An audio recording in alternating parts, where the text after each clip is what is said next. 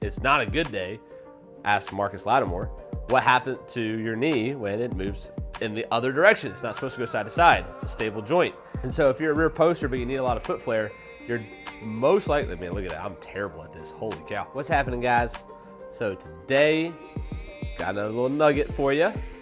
We're going to talk about pivot type versus lead knee action. And depending on how you move, dictates how much your knee should move. So let's talk about that. Before we do, like and subscribe down below, and love to see you guys helping out with the channel. So please comment and tell me what you want to see next. So let's get to work. Okay guys, so real simple, your lead foot moves based on how you pivot. So when we pivot, we're talking more about what the pelvis does. Your upper body, your thorax, rib cage, all that area can do something completely different than your hips. And you can do it in three ways.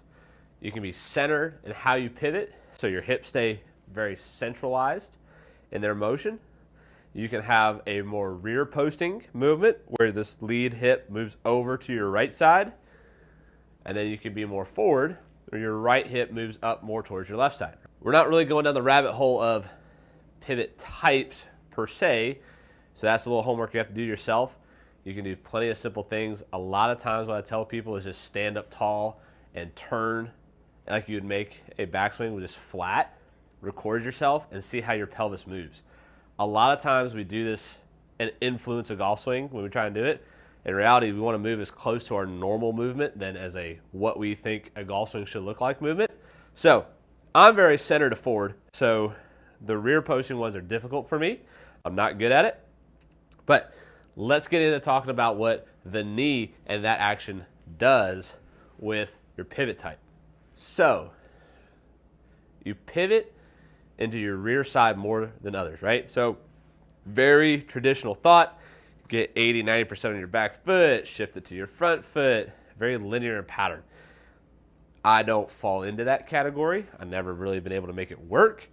And you'll see that pivot player, if you draw a line off that right side, you'll see that pivot player shift over to their right foot.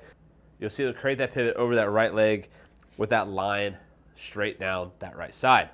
So this golfer has the most knee action. You will see their lead knee come inside the golf ball. Maybe a great person to release the left heel, right? A very controversial thing. Ooh, Randall and everybody in the world. That left foot can come off the ground. Now, what I tell everybody is, if you're going to be a right poster or rear poster, and that left knee is going to come over, you're doing it because of your turn, not so much that the left foot is just coming up off the ground. It doesn't do anything, right? Because in theory, I can be a front poster and lift my heel off the ground just as much as a rear poster. It's not going to do much. But the point being here is if you're a right post, that left knee is going to feel like it moves back and across the ball a lot more. So with that being said, that lead knee, we have to take in mind foot flare, right? How we position this lead foot can alter the motion. If your toes point out, your knees go out. Your toes point in, your knees go in. So this is important to remember because it's not a good day, ask Marcus Lattimore, what happened to your knee when it moves in the other direction? It's not supposed to go side to side. It's a stable joint. It's only supposed to work in one direction.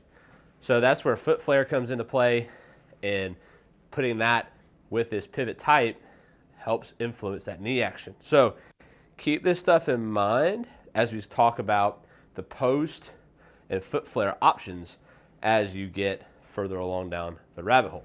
One other great nugget about foot flare is when your foot is flared out and you use it to push your body, it'll actually start to create more rotation because it acts as a brake from sliding. So if you go out and do nothing, that's obviously not helpful. But if you go out and have that foot flared out, it can actually cause you to reverse a lot better and cause that rotation than if it's squared off. It's going to make you push back, but it's going to probably more push your hip into a locked out position than necessarily a rotated position, depending on how strong you are internally rotating your lead leg. So that foot flare can act as a nice little push to drive a little extra turn into your downswing as well.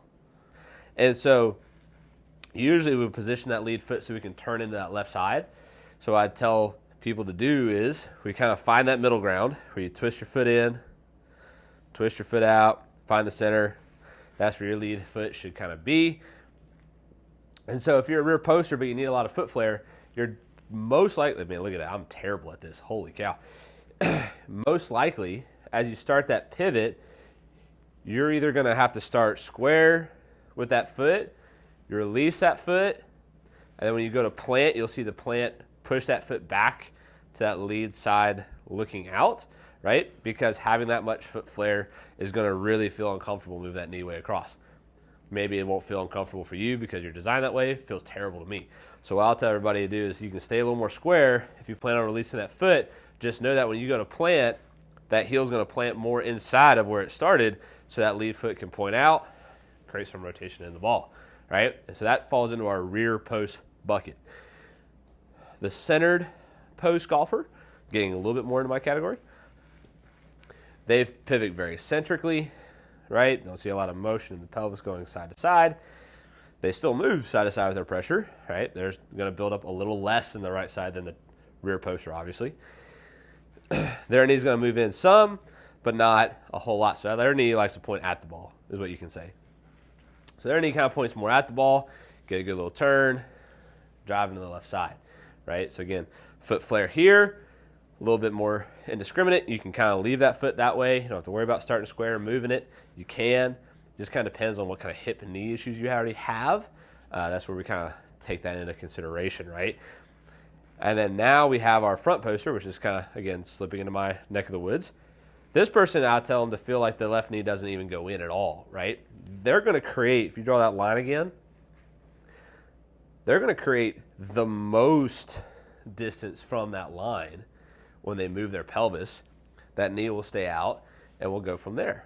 So that center to forward pivoter has very little knee motion to the front poster, being almost none really going in.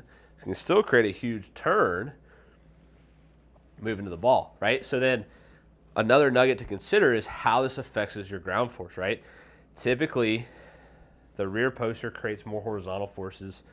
The center poster creates more of your rotational forces, and your front poster creates more of your vertical forces as far as what they do well, right? Doesn't always end up that way, but it's a good kind of rule of thumb that if you're a front pivoter, you're not going to be super awesome at sliding, obviously, because you're already a little bit more in front, versus if you're a rear poster, you better be darn good at sliding to get back. So you have to understand how that metric moves as you go through your shot shaping.